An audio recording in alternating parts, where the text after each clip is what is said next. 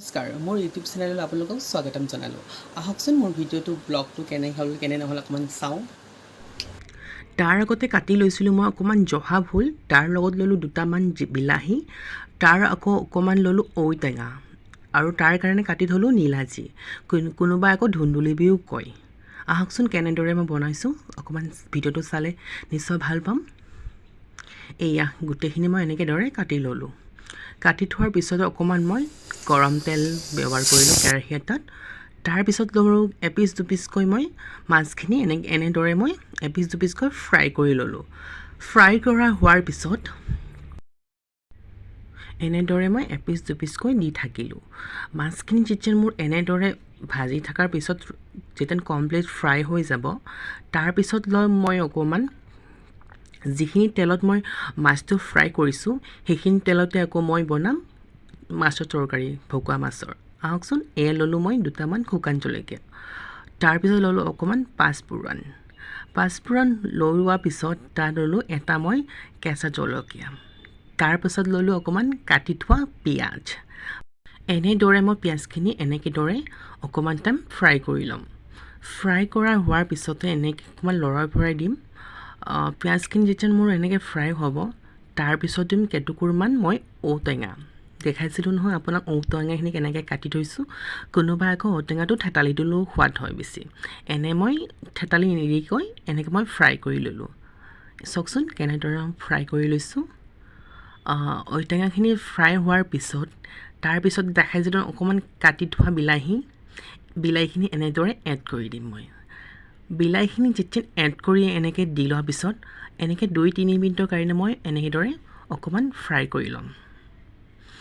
যেতিয়া মোৰ বিলাহীখিনি ফ্ৰাই কৰা হৈ যাব, তাৰপিছত দিম মই কাটি থৈ দিয়া জহা ভোলখিনি দেখাইছিলোঁ নহয়, সেইখিনি তাৰপিছত জহা ভোলখিনি মই এনেদৰে ইয়াতে দি দিম। এয়া মই অলপমান নিমখ দিছোঁ, তাৰপিছত দিলোঁ হালধি দিলোঁ। হালধিখিনি দিয়াৰ পিছত এনেদৰে মই 5-10 মিনিটৰ কাৰণে মই এনেদৰে অকণমান মই ফ্ৰাই কৰি ল'ম। চাওকচোন কেনেদৰে মই দিলোঁ, হালধি দিলোঁ আৰু নিমখ দিলোঁ। সোৱাদ অনুসৰি নিমখখিনি দিলে বেছি ভাল হয়, কম কৰি হ'লেও মানে লৈ হ'লে খাব পাৰি, আৰু বেছি হ'লেতো খাবই নোৱাৰি ন। এনেদৰে মই বিলাহীখিনিত এনেদৰে নিজৰ আন্দাজমতে দি দিলোঁ। এয়া মই আপোনাক দেখাইছিলোঁ নহয় জহা ভোলখিনি কাটি থৈ দিছিলোঁ, এনেদৰে মই জহা ভোলখিনি এনেকেদৰে এড কৰি দিলোঁ। যেতিয়া মোৰ জহা ভোলখিনি এড কৰাৰ পিছতে এনেদৰে মই 5-10 মিনিটৰ কাৰণে এনেদৰে মই অকণমান টাইম ভাজি ল'ম।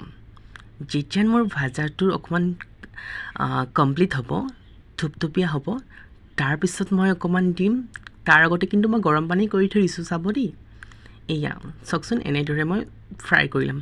ফ্ৰাই কৰি থুপথুপীয়া হৈ যোৱাৰ পিছত তাৰ আগত কৈছিলোঁ নহয় গৰম পানী অকণ তাৰ আগত কৰি থৈছিলোঁ। এনেদৰে মই গৰম পানীখিনি আকৌ ইয়াতে দি দিম। চাওকচোন কেনেদৰে মই গৰম পানীখিনি দিলে বেছি অকণমান ভাল হয় ঠাণ্ডা পানী দিয়াতকৈ, সেইকাৰণে মই গৰম পানীখিনি এড কৰি দিলোঁ। চাওকচোন কেনেদৰে মই গৰম পানীখিনি এড কৰি দিলোঁ। গৰম পানীখিনি এড কৰা হোৱাৰ পিছত অলপমান জাল আহিব লাগিব, মানে উতলিব লাগিব।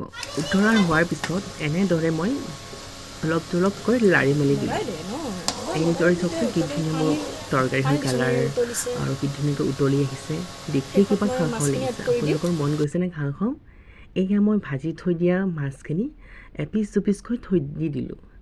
মই আকৌ বনালে আকৌ মোৰ দাদাহঁতে, বৌহঁতে, মাহঁতে খাই আকৌ খুব ভাল পায়। চাওকচোন কেনেদৰে মই এপিচ দুপিচকৈ দিলোঁ। আমাৰ আকৌ পৰিয়ালটো ডাঙৰ যে, সেইকাৰণে মই গোটেইখিনি মাছেই এড কৰি দিলোঁ। চাওকচোন কেনেদৰে মই দি দিলোঁ।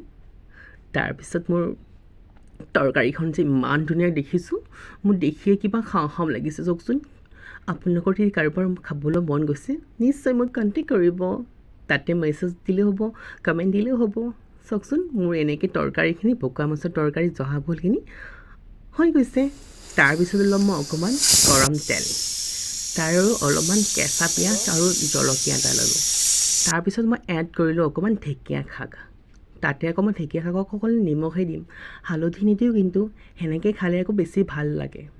চাওকচোন কেনেদৰে মই ঢেকীয়া শাকখিনি এড কৰি দিলোঁ। এনেদৰে মই 5-10 মিনিটৰ কাৰণে ঢেকীয়াখিনিকে ভাজি ল'ম।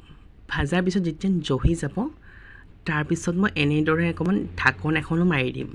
ঢাকনখন যেতিয়া মাৰা হৈ যাব অকণমান জহা টাইপৰ পাম তেতিয়া মই ঢেকীয়া শাকখিনি আঁতৰাই দিম। চাওকচোন কেনেদৰে মই ঢেকীয়া শাকখিনি ভাজি আছোঁ। এয়া চাওক মোৰ ঢেকীয়া শাকখিনি কমপ্লিট হৈ গ'ল। তাৰ আকৌ অকণমান ল'লোঁ আকৌ অকণমান গৰম তেল, তাৰ কেইফুটমান ল'লোঁ মই নহৰু। আপোনালোকক দেখাইছিলোঁ নীলাজীটো কেনেকৈ বনায়। আজি মই মাছৰ মাথা দি বনাম নীলাজীটো, কিছুমানে আকৌ ধুন্দুলিও কয়।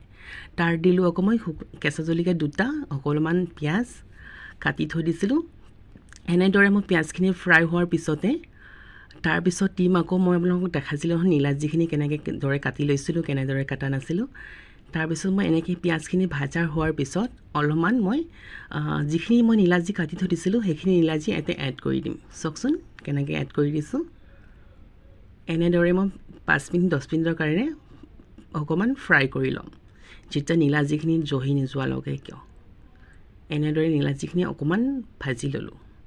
হালধি কিন্তু এতিয়া নিদিওঁ মই, পিছতো দিম, অকণমান যেতিয়া জহি যোৱাৰ দেখিম তেতিয়া দিম। এয়া চাওক মোৰ নীলাজীখিনি কমপ্লিট হৈ গ'ল। তাৰপিছত দিম আকৌ মই কৈছিলোঁ নহয় মাথাখিনি, এই মাথাখিনি আকৌ তাতে এড কৰি দিম। এই চাওক মাথাখিনি এড কৰি দিলোঁ। চাওকচোন কি অকণমান বস্তুখিনি মই মাথাখিনি দিয়াৰ পিছত কেনেকৈ বেছি হৈ গ'ল। আমাৰ আকৌ অলপ অলপ বস্তু বনালে বেছি সোৱাদ হয়, সেইকাৰণে আমি অলপকৈ বনাওঁ। আপোনালোকৰ যদি কাৰোবাৰ বনাবলৈ মন যালে নিশ্চয় মোক কমেণ্ট কৰি ক'ব, মই শিকাই দিম বাৰু কেনেকৈ বনাব লাগে। এয়া মোৰ কাঁহৰ কাঁহী ভাতৰ কাঁহীখন ৰেডি হৈ গৈছে। চাওকচোন মোৰ কি ধুনীয়া